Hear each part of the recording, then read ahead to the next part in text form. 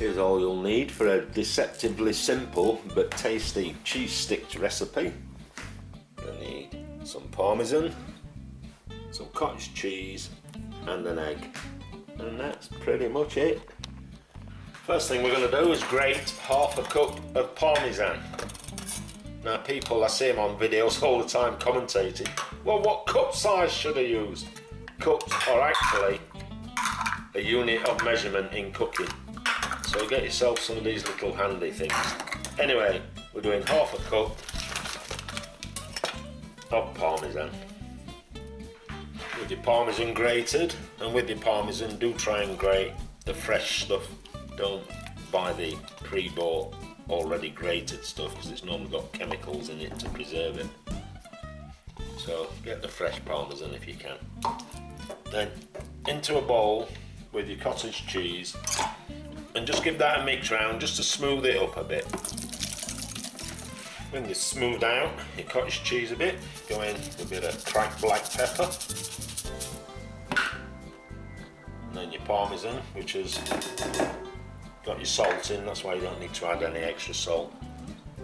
And your egg. And then we're just going to get them all mixed together. Get a baking tray and then onto there with your concoction, and then just spread it out till it's about 1/4 of an inch thick, and then just run along it with a knife or a pizza cutter just so that you've got an indication of a line in there. And then it's into your preheated oven at 200 degrees Celsius or 400 Fahrenheit for around 20-25 minutes, when you'll see it going nicely brown on top.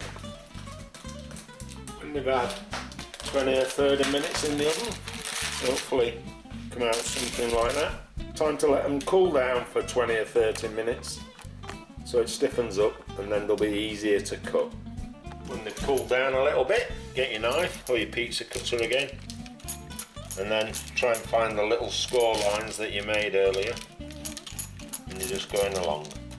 If you want to make them into fries, just do them thinly like that. Otherwise, just make them into cheese sticks.